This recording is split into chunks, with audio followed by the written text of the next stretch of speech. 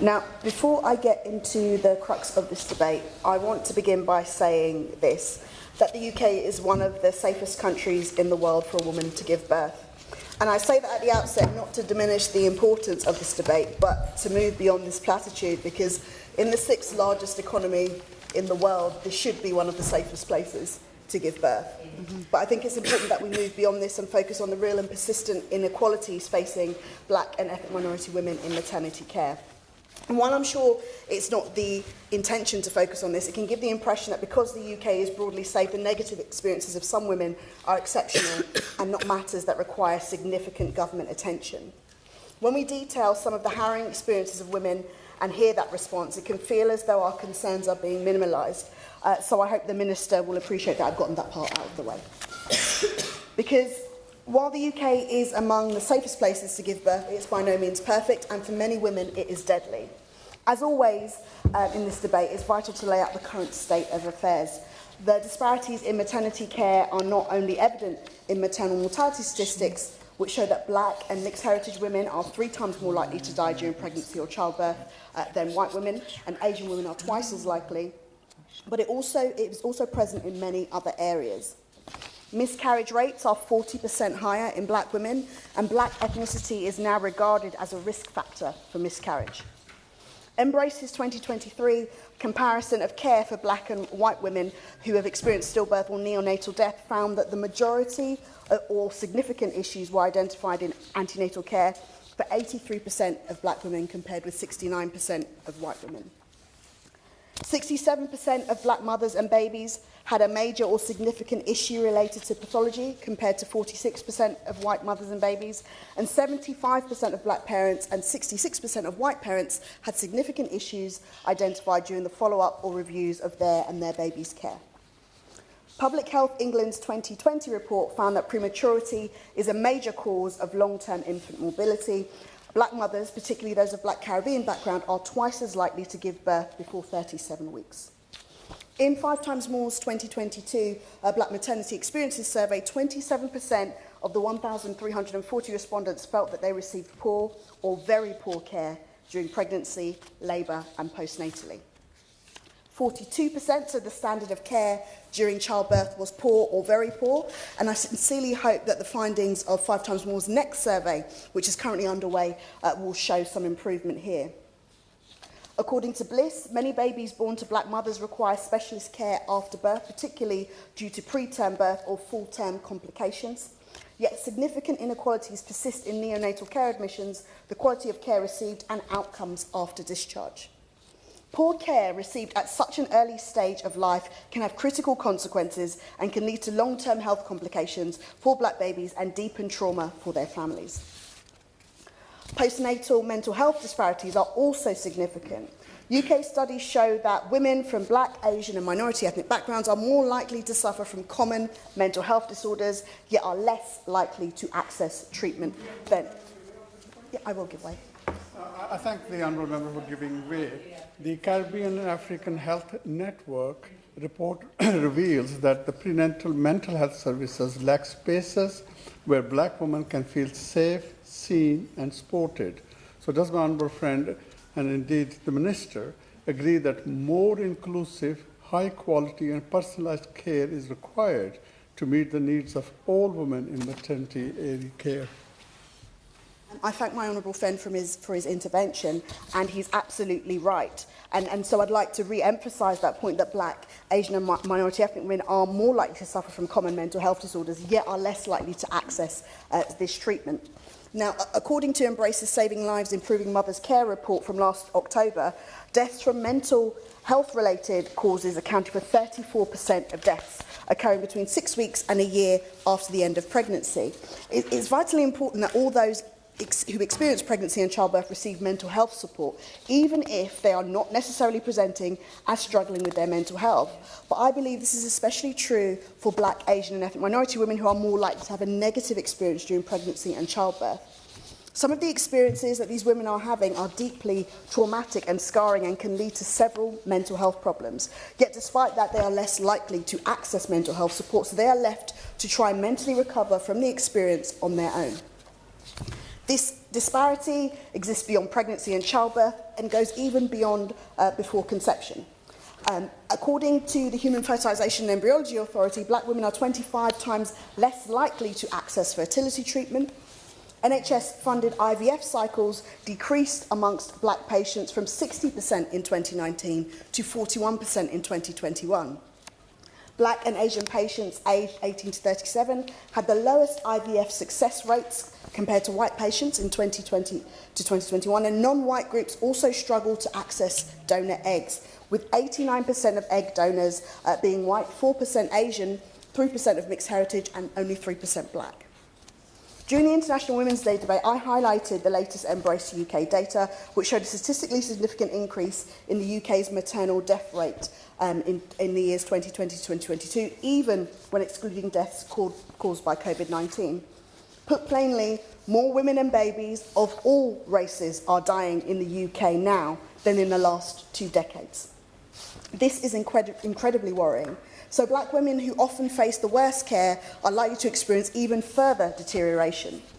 Now, when researching the latest statistics and figures for this debate, one of the things that was increasingly apparent is that the data on racial disparities in maternity care is limited and scattered.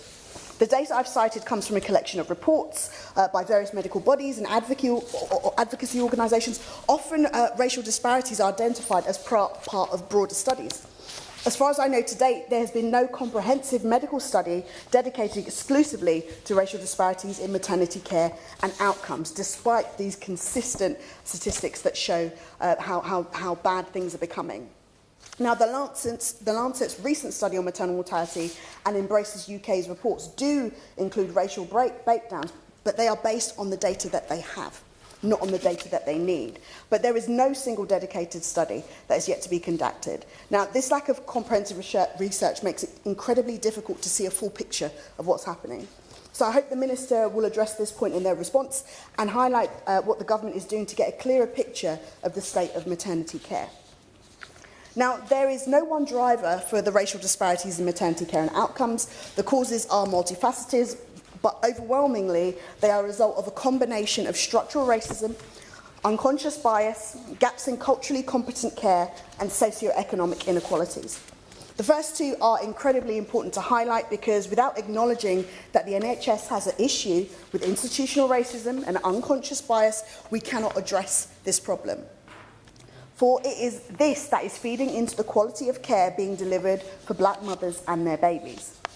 The inaccurate and dog whistle assumptions around black women and their pain tolerance, for example, which can lead to women being denied pain medication during childbirth or misbelieved when raising concerns of pain felt, which can signal a severe medical condition, are not taught in medical school or during training, yet so many black women have come across a nurse or a midwife or a doctor that holds that belief. This is a direct result of institutional racism in the NHS and is having a direct impact on the care that women are receiving. On the socio-economic inequalities, I believe it's important to note that while racial disparities in maternity care are experienced regardless of class, occupation, education and geography, this is still a very important factor. We know socio-economic inequalities can be a determinant of health outcomes and experiences. Women living in the most deprived areas have a maternal mortality rate more than twice as high as women living in the least deprived areas. Black and minority ethnic people are 2.5 times more likely to be in relative poverty and 2.2 times more likely to live in deep poverty. So the combination of socio-economic inequalities and institutional racism within the NHS is having a dual impact on black mothers' experiences of maternity care and their health outcomes. I know that much of the work of the previous government did in its attempts to improve maternity care focused on comorbidities and socio-economic drivers of poor health. And indeed, it's crucial that these areas are addressed, but without looking at the structural racism and unconscious bias in the NHS, the problems will persist. Now, for the remainder of my contribution to this debate, I want to recognise the campaign groups that are pushing this issue up the political agenda.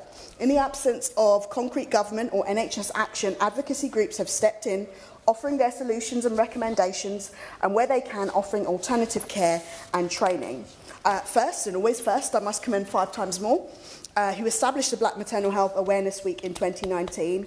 Their work empowers black women to make informed decisions during pregnancy and advocates for systemic change. They are currently conducting their second national survey, building on their impactful 2022 research. They're calling for a measurable government target to end racial disparities in maternal deaths, a commitment that the Labour government supports but has yet to implement. I hope the Minister will confirm today whether such a target will be set and how it will be measured and when we can expect it. 5 Times More also advocate for mandatory annual maternity surveys focused on black women's experiences, compulsory anti-racism and cultural competence training for all maternity professionals, and improved data collection on ethnicity and outcomes. Yes, I will. I want to thank my honourable friend for securing this very important debate, and thank you, for giving way. Given the complexities and interchangeable disparities that are impacting maternal health for black women, does she agree with me that without a national target and without a national framework, we are doomed to continue the same mistakes over and over again, and that this travesty needs to end, because no mother, no child health outcomes should be determined by the colour of their skin? I thank my honourable friend for her intervention, and she's absolutely right. These figures have been circulating for decades now, and it was only following a very successful parliamentary petition launched by 5 Times More that we first debated them in this House. But this is still a good few years on. I think we're talking 5 or 6 years on, and we're still in this situation. So things absolutely have to change. And you know, I'll continue paying tribute to a lot of the amazing groups that have been pushing for those decades to put this on the agenda. So we also have the Mimosa Midwives. They're another remarkable group that offer culturally safe, continuous maternity care. They campaign for a culturally appropriate care model within the NHS and for inclusive training in midwifery education to reflect diverse maternal experiences, because much of our medical training remains centred on white women. Now, the Motherhood Group is another group. It's a social enterprise supporting black mothers with peer-led services, training workshops and national campaigns. Their annual Black Maternal Health Conference brings together researchers, clinicians and service users to tackle disparities, and they also launched the Black Mums app to connect mothers navigating similar challenges. There are other charities like Bliss, Tommy's, Birthrights and the Royal College of Midwives also highlighting racial disparities in their broader efforts to improve maternity care. And they've done this where the government and NHS have fallen short. They have taken the time, they have campaigned and they have stepped in. However, I do have to acknowledge the positive steps taken by the new government and the NHS. In response to written parliamentary questions I raised last month, the government actually outlined some ongoing measures.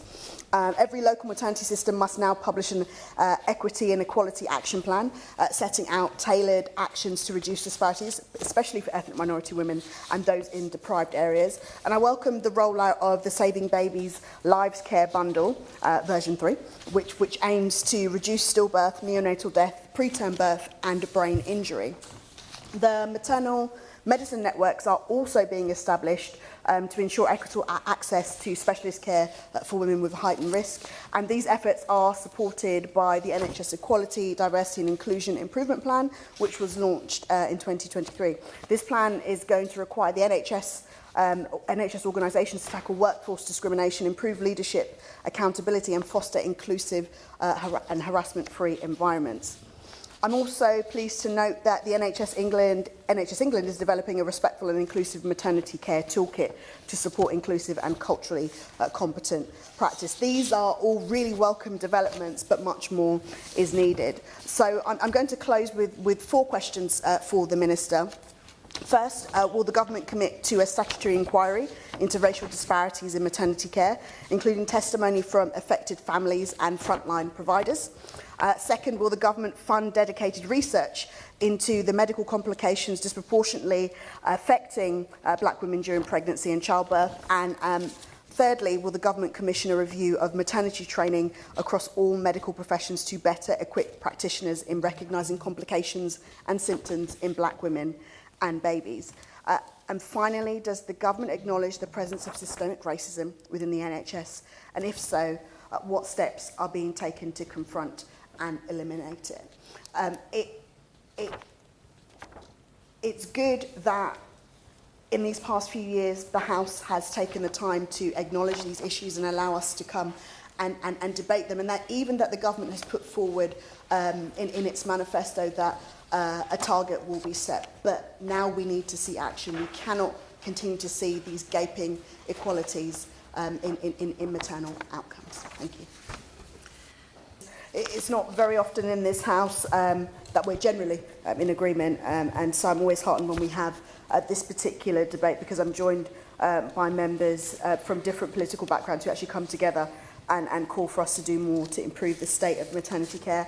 I was very grateful for interventions from my honourable friend, the member for Manchester Rushholm, talking about the lack of spaces where black women feel supported and the importance of increasing those for all women in maternity care.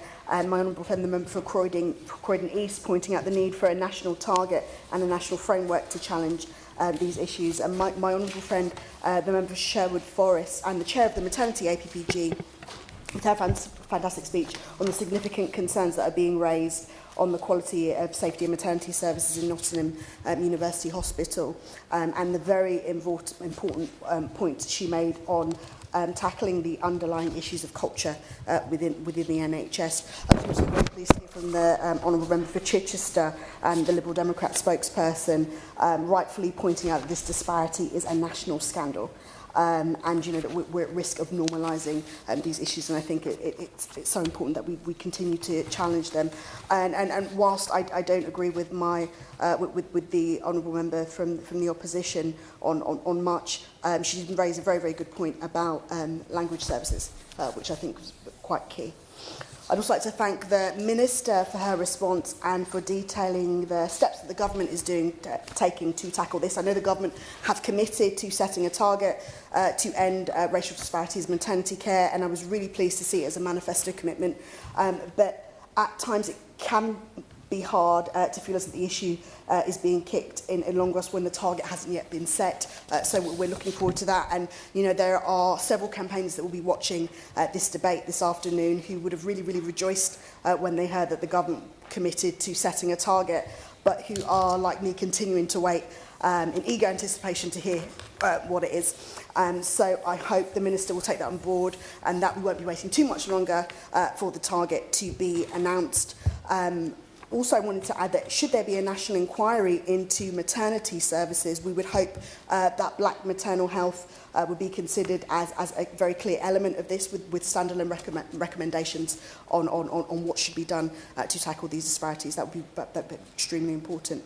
And I also want to thank, in particular, the Minister for actually acknowledging the need for anti-racist training, acknowledging that systemic racism exists, and acknowledging that, you know, there are various things that we have to do. I think one of the worst things that can happen, particularly to women in this situation, is when they're gaslit into thinking that the experiences that they have just did not happen. It's so important to acknowledge that these things and the fact that they are not listened to purely because of what they look like, where they are from, their ethnic origin is causing so many problems, actually leading to deaths. So it's important that we acknowledge them, and it's important that, instead of burying our heads in the sand, that we actually tackle these issues of racism and discrimination in our health service. And I want to say finally to all of the campaigners who are listening to the debate today, I want to thank you all again for your hard work and tireless campaigning. I know many of the women involved in this campaign have gotten involved because of their own experiences in maternity care or because of the experience of a loved one. And many of those who have dedicated their time campaigning on this issue are doing it because they don't want anybody else to go through what they went through. I know it can be really exhausting to relive past traumas and to continue to push the cause, but it's through your hard work that we're having this debate today, and it's through your hard work that we have a government that's actually willing to address these issues. In my open remarks, I mentioned the worrying findings from the recent Embrace UK report, which revealed that the overall maternal death rate is increasing, which is outrageous, and this should be alarming to all of us that hear it, but it should spur us into action. For as often as I say each time we have this debate, improving the state of maternity care for black and ethnic minority women and babies will actually improve the overall quality of maternity care for all mothers and babies. And I hope we can agree that that is certainly worth doing. Thank you. The question